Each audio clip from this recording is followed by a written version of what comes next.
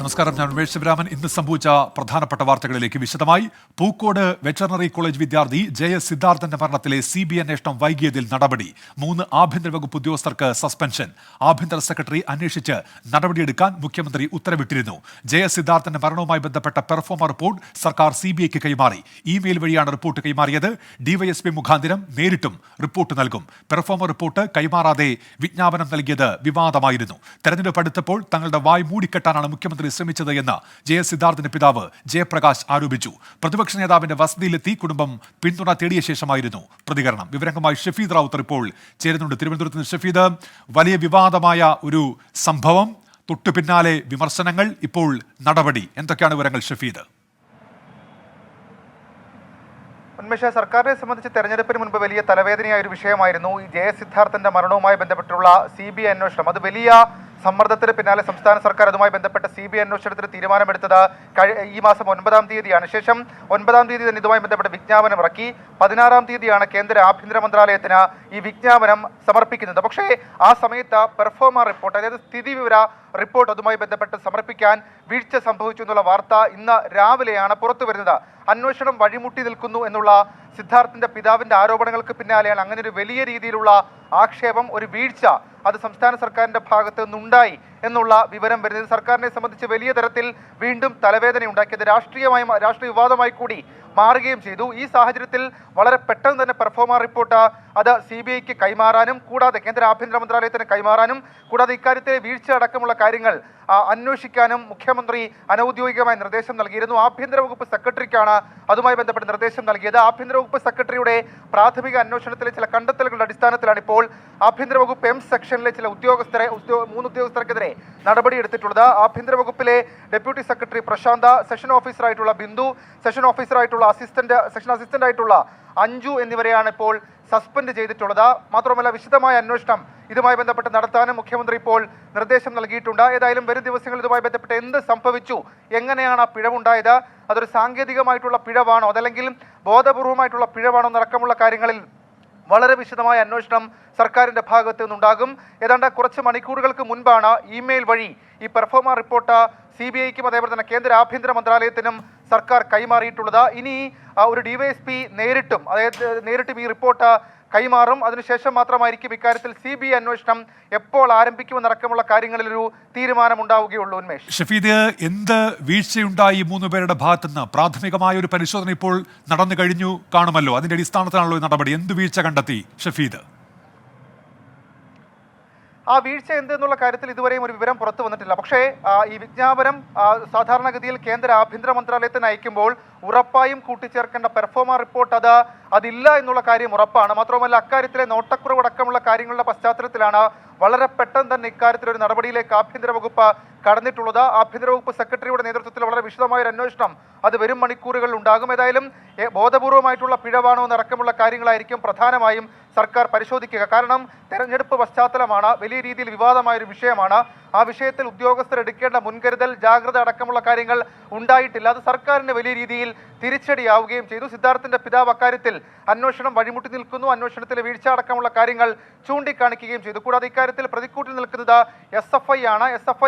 SFIയെ സംരക്ഷിക്കാൻ അതുമായി ബന്ധപ്പെട്ട ചില ഇടപെടലുകൾ നടത്തുന്നതടക്കമുള്ള ആക്ഷേപം ഇതിനോടകം തന്നെ ഉയർന്നിട്ടുണ്ട്. ഈ സാഹചര്യത്തിൽ കൂടിയാണ് സംസ്ഥാന സർക്കാർ ഇപ്പോൾ ഈ വിഷയത്തെ വളരെ ഗൗരവമായി കാണുന്നതും നടപടിയിലേക്ക് കടന്നതും. ഉന്മേഷ്, ശരി, ഷഫീദ് റാവുത്തറാണ് വിവരങ്ങൾ നൽകിയത്. 3 ഉദ്യോഗസ്ഥർക്കെതിരെയാണ് ഇപ്പോൾ നടപടി ഉണ്ടായിരിക്കുന്നത്. അമേരിക്കയിലെ ബാൾട്ടിമോറിൽ ചരക്ക് കപ്പലിടിച്ച് പാലം തകർന്ന് നദിയിൽ പതിച്ചു. വർഷങ്ങൾ പഴക്കമുള്ള ഫ്രാൻസിസ് സ്കോട്ട് കീ പാലമാണ് തകർന്നത്. നദിയിൽ വീണവർക്കായി തെരച്ചിൽ തുടരുകയാണ്. FBI അന്വേഷണം തുടങ്ങി. പ്രാദേശിക സമയം പുലർച്ചെ 1:30 അപകടമുണ്ടായത്. ബാൾട്ടിമോറിലെ പറ്റാപ്സ്കോ നദിക്ക് കുറുകെയുള്ള ഫ്രാൻസിസ് സ്കോട്ട് കീ പാലത്തിൽ കൂറ്റൻ ചരക്കുകപ്പൽ വന്നിടിച്ചാണ് അപകടം. ബാൾട്ടിമോറിലെ നീളമേറിയ പാലങ്ങളിലൊന്നാണ് തകർന്നത്. 3 കിലോമീറ്റർ നീളമാണ് ഈ പാലത്തിനുള്ളത്. ഇടിയുടെ ആഘാതത്തിൽ പാലത്തിൽ നിന്ന് തീ ഉയർന്നു. തുടർന്ന് പാലത്തിന്റെ ഒരു ഭാഗം തകർന്ന് നദിയിൽ പതിക്കുകയായിരുന്നു. വെള്ളത്തിൽ പതിച്ച 2 പേരെ രക്ഷപ്പെടുത്തിയെങ്കിലും അപകടത്തിൽ എത്ര പേർ ഉൾപ്പെട്ടു എന്നതിൽ ഇനിയും വ്യക്തതയില്ല. കൊളംബോയിലേക്ക് പുറപ്പെട്ട ദാലി എന്ന കണ്ടെയ്നർ കപ്പലിടിച്ചാണ് പാലം തകർന്നത്. കപ്പലിലെ ജീവനക്കാർ സുരക്ഷിതരാണെന്ന് കപ്പൽ അധികൃതർ വ്യക്തമാക്കി. ബാൾട്ടിമോറിലെ അഗ്നിരക്ഷാപ്രവർത്തകരും പോലീസും ചേർന്ന് രക്ഷാപ്രവർത്തനം തുടരുകയാണ്. നിരവധി ബോട്ടുകൾ ഉപയോഗിച്ചാണ് രക്ഷാപ്രവർത്തനം പുരോഗമിക്കുന്നത്. അപകടത്തെ തുടർന്ന് ദേശീയപാതയിലൂടെയുള്ള ഗതാഗതം പൂർണ്ണമായി നിർത്തിവച്ചതായി മെറിലാൻഡ് ഗതാഗത വകുപ്പ് അറിയിച്ചു. Federal bureau of investigation team സംഭവസ്ഥലത്തെത്തി അന്വേഷണം ആരംഭിച്ചു. International desk 24. റഷ്യൻ മനുഷ്യക്കടത്തിനിരയായ യുദ്ധഭൂമിയിൽ കുടുങ്ങിയ 2 മലയാളികൾ ഇന്ത്യൻ എംബസിയിൽ എത്തിയെന്നുള്ള വാർത്ത ഇപ്പോൾ വരുന്നു. തിരുവനന്തപുരം അഞ്ചുതെങ്ങ് സ്വദേശി പ്രിൻസ് സെബാസ്റ്റ്യൻ, പൂവാർ സ്വദേശി ഡേവിഡ് മുത്തപ്പൻ എന്നിവരാണ് മോസ്കോയിലെ എംബസിയിലെത്തിയത്. താൽക്കാലിക യാത്രാരേഖ വഴി ഇവരെ നാട്ടിലെത്തിക്കാനാണ് നീക്കം. എംബസിയിൽ നിന്ന് വന്നിട്ടുണ്ട് കേട്ടോ. അപ്പോൾ നമ്മളത് പേപ്പറൊക്കെ വാങ്ങിച്ചു കേട്ടോ. പേപ്പറും ഫോട്ടോ അതൊക്കെ വാങ്ങിച്ചായിരുന്നു. നമ്മൾ ഫോമൊക്കെ പൂരിച്ച് കൊടുത്തിട്ടുണ്ട്. MG പ്രതീഷ് ഉണ്ട് ഇപ്പോൾ തിരുവനന്തപുരത്ത് നിന്ന്. പ്രതീഷ്, ഇക്കാര്യത്തിൽ ഇടപെടൽ കേന്ദ്ര സർക്കാരിന്റെ ഭാഗത്തുനിന്ന് ഉണ്ടായതാണ്. ഇവരെപ്പോൾ തിരികെ എത്തും പ്രതീഷ്?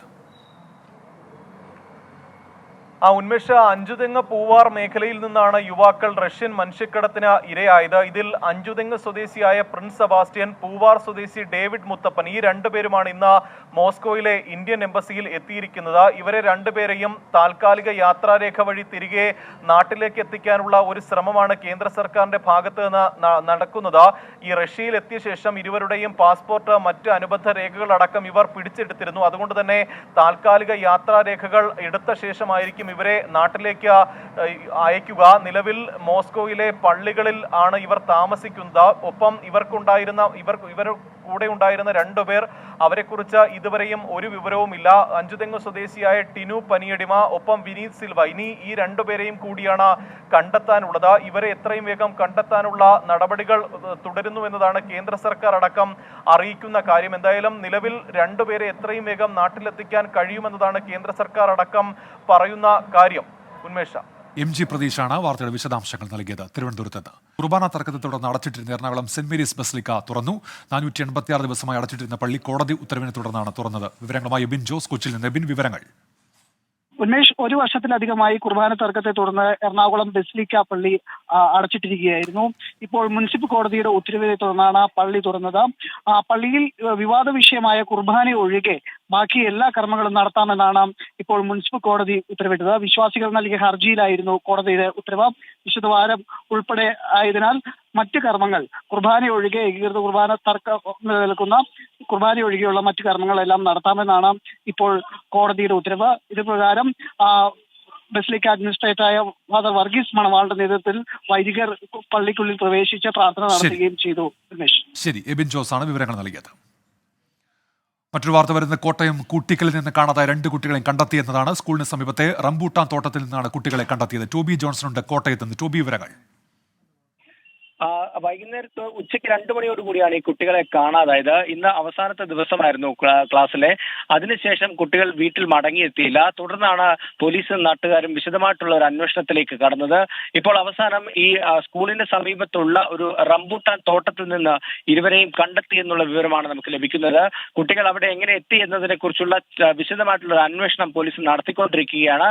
എന്തായാലും ഇവർക്ക് ആരോഗ്യപരമായിട്ട് മറ്റ് പ്രശ്നങ്ങളൊന്നുമില്ല, സുരക്ഷിതരാണ് കുട്ടികൾ എന്നുള്ള വിവരം തന്നെയാണ് നമുക്ക് അവിടുന്ന് പങ്കുവെക്കാനുള്ളത്. ശരി, ടോബി ജോൺസണാണ് വിവരങ്ങൾ നൽകിയത്. മദ്യനയ അഴിമതി കേസിൽ അരവിന്ദ് കെജ്രിവാളിന്റെ ഹർജി ഡൽഹി ഹൈക്കോടതി നാളെ പരിഗണിക്കും. ED കസ്റ്റഡി അവസാനിക്കുന്ന സാഹചര്യത്തിലാണ് ഡൽഹി ഹൈക്കോടതിയെ സമീപിച്ചത്. ഇന്ന് പ്രതിഷേധ മാർച്ചുണ്ടായിരുന്ന പ്രധാനമന്ത്രിയുടെ വസതിയിലേക്ക് ആം ആദ്മി പ്രവർത്തകരെ ഡൽഹി പോലീസ് തടയുകയും ചെയ്തു. അതേസമയം അരവിന്ദ് കെജ്രിവാളിന്റെ രാജി ആവശ്യപ്പെട്ട് BJP പ്രവർത്തകർ ഫിറോഡ് ഷാ കോട്ല ഗ്രൗണ്ടിൽ പ്രതിഷേധം നടത്തി. വിവരങ്ങളുമായി അച്യുതൻ ഇപ്പോൾ ചേരുന്നുണ്ട് ഡൽഹിയിൽ നിന്ന്. അച്യുതൻ, വിശദാംശങ്ങൾ. ഉന്മേഷി, കഴിഞ്ഞ 21-നാണ് മുഖ്യമന്ത്രി അരവിന്ദ് കെജ്രിവാളിനെ എൻഫോഴ്സ്മെന്റ് ഡയറക്ടറേറ്റ് മദ്യനയ അഴിമതി കേസുമായി ബന്ധപ്പെട്ട് അറസ്റ്റ് ചെയ്യുന്നത്. ആ ദിവസം തന്നെ അരവിന്ദ് കെജ്രിവാൾ സുപ്രീം കോടതിയെ സമീപിക്കുന്ന ഒരു സാഹചര്യമുണ്ട്. അന്നൊരു റിട്ട് അപേക്ഷയായിരുന്നു നൽകിയിരുന്നത്. പക്ഷേ അറസ്റ്റ് ചെയ്ത സാഹചര്യത്തിലായിരുന്നു സുപ്രീം കോടതിയിൽ നിന്ന് ആ ഹർജി പിൻവലിച്ചതും തുടർന്ന് ഡൽഹി ഹൈക്കോടതിയെ സമീപിക്കുന്നത്. ഇതിൽ പ്രധാനമായും ചൂണ്ടിക്കാട്ടിയിട്ടുള്ള 2 കാര്യങ്ങൾ എന്നുള്ളത്, ഒന്ന്, ഈ കസ്റ്റഡിയും അറസ്റ്റും നിയമവിരുദ്ധമാണ് എന്നുള്ള ഒരു കാര്യമാണ് ഹർജിയിലൂടെ കെജ്രിവാൾ ചൂണ്ടിക്കാട്ടിയിട്ടുള്ളത്. രണ്ടാമതായി, ഈ കസ്റ്റഡിയിൽ നിന്ന് തന്നെ ഉടൻ വിട്ടയക്കണമെന്നൊരു ആവശ്യം കൂടി ഹർജിയിൽ ഉന്നയിക്കുന്നുണ്ട്. നാളെ 10:30 തന്നെ ജസ്റ്റിസ് സ്വർണകാന്ത ശർമ്മ മുൻപാകെ ഈ ഹർജി പരിഗണിക്കും. ഒപ്പം തന്നെ മറ്റൊരു കാര്യം, ED അറിയിച്ചിരിക്കുന്നത് ഈ മുഖ്യ സൂത്രധാരൻ, മദ്യനയ രൂപീകരണത്തിലടക്കം മുഖ്യ സൂത്രധാരൻ ആയി പ്രവർത്തിച്ചത് കേജ്രിവാളാണ് എന്നുള്ളൊരു കാര്യമാണ്. അതുകൊണ്ട് തന്നെ ശക്തമായ വാദപ്രതിവാദങ്ങളായിരിക്കും നാളെ ഈ കേസ് പരിഗണിക്കുമ്പോൾ, ഹർജി പരിഗണിക്കുമ്പോൾ പ്രധാനമായും കോടതി മുറിയിൽ ഉണ്ടാവുക. അത് മറ്റൊരു കാര്യം എന്നുള്ളത്, കേജ്രിവാളിന്റെ അറസ്റ്റുമായി ബന്ധപ്പെട്ട് ഇന്ന് ആം ആദ്മി പ്രവർത്തകർ പ്രതിഷേധിച്ചിരുന്നു. ശക്തമായ ശരി പോലീസ് അച്യുതൻ, നടപടിയാണ് ഏതായാലും നാളെ അരവിന്ദ് പ്രതിഷേധക്കാർക്ക് കെജ്രിവാളിന് നേരെ നിർണായകമാണ്. ജാമ്യാപേക്ഷ കോടതി പരിഗണിക്കുകയാണ്. റാം കെയർ ഓഫ് ആനന്ദ് എന്ന പുസ്തകത്തിന്റെ PDF പ്രചരിപ്പിച്ച സംഭവത്തിൽ പോലീസ് കേസെടുത്തു. DC ബുക്സിന്റെ പരാതിയിലാണ് കോട്ടയം വെസ്റ്റ് പോലീസിന്റെ നടപടി. ടോബി ജോൺസൺ ഉണ്ട് വിവരങ്ങളുമായി. ടോബി, വിശദാംശങ്ങൾ. ഉമേഷ്, ഇന്ന് അല്പസമയം മുമ്പാണ് കോട്ടയം ഈസ്റ്റ് പോലീസ് ഈ ഒരു കേസ് എടുത്തിരിക്കുന്നത്. നമുക്കറിയാവുന്നതുപോലെ ഈ അടുത്തിടെ വലിയ പ്രചാരം കിട്ടിയ ഒരു പുസ്തകമാണ് ഈ റാം കെയർ ഓഫ് ആനന്ദി എന്ന് പറയുന്ന ഈ നോവൽ. ഇതിന്റെ PDF സോഷ്യൽ മീഡിയയിൽ പ്രചരിച്ചു. പ്രത്യേകിച്ചും ടെലഗ്രാം ഗ്രൂപ്പുകളിലാണ് ഇത് പ്രചരിച്ചത് എന്നുള്ളൊരു കണ്ടെത്തലാണ് DC നടത്തിയത്. ആ ഒരു അത് നേരിട്ട് കണ്ടെത്തിയ അടിസ്ഥാനത്തിലാണ് പോലീസിൽ പരാതി നൽകിയിരിക്കുന്നത്. 3 ടെലഗ്രാം ഗ്രൂപ്പുകൾ, അതുപോലെ തന്നെ ഒരു എക്സ് ഗ്രൂപ്പ് അഡ്മിൻ, ഇവർക്ക് 3 പേർക്കെതിരെയാണ് ഇപ്പോൾ കേസെടുത്തിരിക്കുന്നത്. ഇത് പ്രചരിപ്പിക്കുന്നത് കുറ്റകരമാണെന്നും പറഞ്ഞിട്ടുണ്ട്. എന്തായാലും വിശദമായിട്ടുള്ള അന്വേഷണമാണ് ഇപ്പോൾ നടന്നു വരുന്നത്. ശരി, ടോബി ജോൺസൺ കോട്ടയത്ത് നിന്ന്. ഇനി ലോക്സഭാ തെരഞ്ഞെടുപ്പ് വാർത്തകൾ. ICL FinCorp 24 ഇലക്ഷൻ സമർപ്പിക്കുന്നത് ICL FinCorp, the intelligent choice. Powered by Asset, responsibly yours. in association with Durashine Roof and Wall Sheets, ഒരു ടാറ്റ ബ്ലൂസ്കോപ്പ് സ്റ്റീൽ ഉൽപ്പന്നം.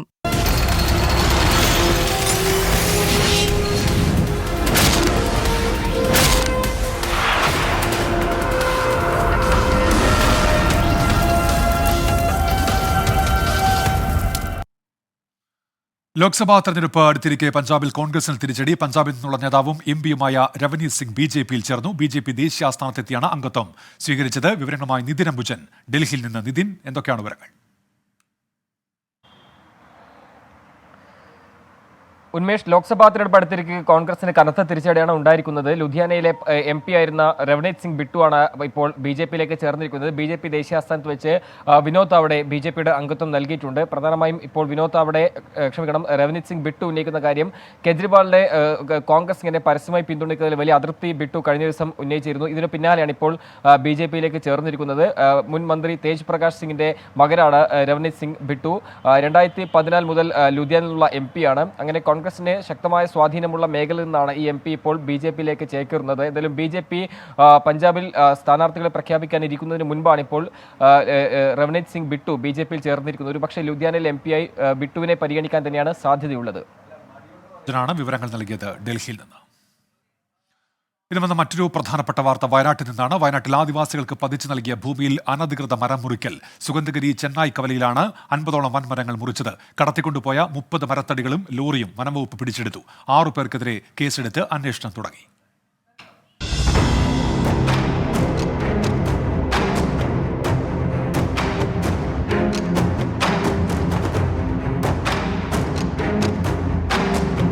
ആയിരത്തി 1986 സുഗന്ധഗിരി കാർഡമം പ്രൊജക്ടിന്റെ ഭാഗമായി ആദിവാസികൾക്ക് പതിച്ചുകൊടുത്ത ഭൂമിയിലാണ് മരം മുറി.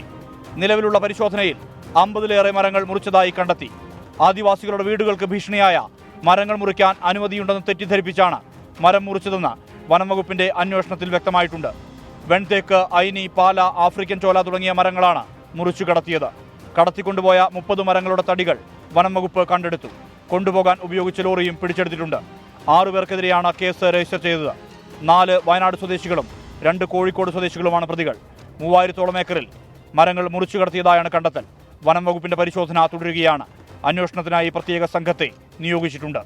സുർജിത്ത് അയ്യപ്പത്ത്, 24 വയനാട്. ഇപ്പോൾ ഒരു വാർത്ത വരുന്നുണ്ട്. ഇലക്ട്രിക് സ്കൂട്ടറിന് തീപിടിച്ചു എന്നുള്ള വാർത്ത വരുന്നു. പാലക്കാട് നിന്നാണ് ഈ വാർത്ത.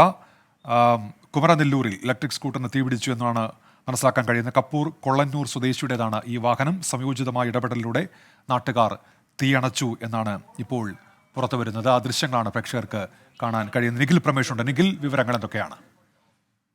ഉന്മേഷ്, ഇന്ന് വൈകിട്ടാണ് ഈ സംഭവം ഉണ്ടാകുന്നത്. ഇലക്ട്രിക് സ്കൂട്ടറുകൾക്ക് തീപിടിക്കുന്നത് നിരവധി ഇടങ്ങളിൽ നിന്ന് ഇത്തരത്തിലുള്ള വാർത്തകൾ റിപ്പോർട്ട് ചെയ്യപ്പെടുന്നുണ്ട്. കപ്പൂർ കൊള്ളന്നൂർ സ്വദേശിയുടെ വാഹനത്തിനാണ് തീപിടിച്ചത്. നാട്ടുകാരുടെ സമയോചിതമായ ഇടപെടൽ ഒന്നുകൊണ്ട് മാത്രമാണ് ഈ തീ അണക്കാൻ കഴിഞ്ഞത്. തീ പടരുന്നതായി കണ്ട ഉടനെ തന്നെ ഈ വാഹനം ഓടിച്ചിരുന്ന കൊള്ളന്നൂർ സ്വദേശി ഈ സ്കൂട്ടറിൽ നിന്ന് പെട്ടെന്ന് പുറത്തേക്ക് ചാടുകയായിരുന്നു. സമീപത്തുണ്ടായിരുന്ന ആളുകളാണ് വളരെ വേഗത്തിൽ തീ അണച്ചത്. ഈ കുമരനെല്ലൂരിൽ വെച്ചാണ് ഈ സ്കൂട്ടറിന് തീ പിടിക്കുന്ന സാഹചര്യം ഉണ്ടായത്. ഉന്മേഷ്. നിഖിൽ പ്രമേശാണ് വിവരങ്ങൾ നൽകിയത്. ഇലക്ട്രിക് സ്കൂട്ടറിനാണ് തീപിടിച്ചത്. പാലക്കാട് നിന്നാണ് ഈ ദൃശ്യങ്ങൾ. പാലക്കാട് കുമരനെല്ലൂരിലാണ് ഈ സംഭവം ഇന്ന് വൈകിട്ടുണ്ടായത്. കപ്പൂർ സ്വദേശിയുടേതാണ് ഈ വാഹനം. നാട്ടുകാർ ഇടപെട്ട് തീയണയ്ക്കുകയായിരുന്നു. ഓടി മാറി ഇതിലെ യാത്രക്കാരൻ, അതിനാൽ അപകടം ഒഴിവായി എന്നാണ് ഇപ്പോൾ നിഖിൽ പ്രമേശ് റിപ്പോർട്ട് ചെയ്യുന്നത്. ഇലക്ട്രിക് സ്കൂട്ടറിന് തീപിടിച്ച ദൃശ്യങ്ങൾ പാലക്കാട് കുമരനെല്ലൂരിൽ സംയോജിതമായ ഇടപെടലിലൂടെ നാട്ടുകാർ എത്തി തീയണച്ചാണ് അപകടം ഒഴിവാക്കിയത്. ഇന്ന് വൈകിട്ടാണ് ഈ സംഭവം നടന്നത്. കപ്പൂർ സ്വദേശിയുടെ വാഹനത്തിനാണ് തീപിടിച്ചത് എന്നാണ് മനസ്സിലാക്കാൻ കഴിയുന്നത്. മലപ്പുറം കാളികാവിലെ 2.5 വയസ്സുകാരിയുടെ മരണത്തിൽ പിതാവ് മുഹമ്മദ് ഫായിസിനെതിരെ കൊലക്കുറ്റം ചുമത്തി. കുഞ്ഞിനെ ക്രൂരമായി മർദ്ദിച്ച് കൊലപ്പെടുത്തിയെന്ന പോസ്റ്റ്മോർട്ടം റിപ്പോർട്ടിന്റെ അടിസ്ഥാനത്തിലാണ് നടപടി. കുഞ്ഞിനെയും മാതാവിനെയും നേരത്തെയും പ്രതി മർദ്ദിച്ചിട്ടും പോലീസ് നടപടി സ്വീകരിച്ചില്ലെന്ന് ബന്ധുക്കൾ ആരോപിച്ചു. ഇവിടെ നിക്കാഹ് കഴിഞ്ഞ അവിടുന്ന് തൊട്ടാണ് ഓളെ ഉപദ്രവിച്ചു തുടങ്ങിയത്. നിക്കാഹ് കഴിഞ്ഞ് 2 മാസം കഴിഞ്ഞിട്ട് ഓളെ ഇവിടുന്ന് കൊണ്ടുപോയിരുന്നു അവന്റെ വീട്ടിക്ക്. ആ വീട്ടിൽ കൊണ്ടുപോയി അന്ന് ഓളെ നല്ല പരമാവധി ഓളെ ഉപദ്രവിച്ചിട്ടുണ്ട്. ഓളെ തല അടിക്കുക, അങ്ങനെ ഞങ്ങൾ സ്റ്റേഷനിൽ പോയിട്ട് പരാതിയൊക്കെ കൊടുത്തിട്ടുണ്ട്. അതിനൊന്നും ഞങ്ങൾക്കൊന്നും ഇതാക്കി തന്നിട്ടില്ല. ഞങ്ങൾ ആട്ടിയർക്ക് വിട്ടിട്ടുള്ളൂ. അത് കഴിഞ്ഞിട്ട് പിന്നെ ഇതേപോലെ കോംപ്രമൈസ് ചെയ്യിക്കാണ്ട് വീണ്ടും ഒരു കൊണ്ടുപോകും. നമുക്ക് പരിക്കേൽപ്പിച്ചിട്ടാണ് ഓളയും കുട്ടികളും തരല്. നമുക്ക് ഇത് കഴിഞ്ഞിട്ട് പിന്നൊരു കൊണ്ടുപോയിരുന്നു. അന്ന് കുട്ടീനെ ഇതേപോലെ നല്ല പരിക്കേൽപ്പിച്ചു. മുഖമൊക്കെ ആകെ നീല കളറായി. അന്ന് ഞങ്ങള് പൂക്കോട്ടുംപാടം സ്റ്റേഷനിലും കാളിയാവിലും ഒക്കെ കൊണ്ടുപോയിട്ട് ചോദിച്ചു, ഇതെന്താ കുട്ടിക്ക് പരിക്കെന്ന് ചോദിച്ചു. അപ്പൊ ഇങ്ങനെ അവന്റെ പെങ്ങളെ കുട്ടി കാട്ടിന്നാ ഞങ്ങളോട് പറഞ്ഞത്. പക്ഷെ പെങ്ങളെ കുട്ടി കാട്ടിയതല്ലേന്നു. പിന്നെ കുറെ കഴിഞ്ഞിട്ടാണ് ഇവള് പറഞ്ഞത് കാക്കു കാട്ടിക്കണ്, ഇങ്ങനെ ഉപദ്രവിച്ചിക്കണെന്ന്. നല്ലോണം ഉപദ്രവിച്ച് കഴിഞ്ഞിട്ട് പിന്നെ ഓക്ക് ബ്ലീഡിങ് ഒക്കെ ആയി. ഓളെ അടിവയറ്റിന് തട്ടിക്കാണ്ട് ബ്ലീഡിങ് ആയി. ഞങ്ങള് മഞ്ചേരി കൊണ്ടുപോയി അഡ്മിറ്റ് ഒക്കെ ആക്കി. അത് കഴിഞ്ഞിട്ട് ഇപ്പോഴാണ് പിന്നെ ഞങ്ങളെ കുട്ടീനെ ഇങ്ങനെ പരിക്കേൽപ്പിച്ചത് നല്ലോണം. ഇതോടെ ഇന്ന് സംഭവിച്ചത് പൂർത്തിയാവുകയാണ്.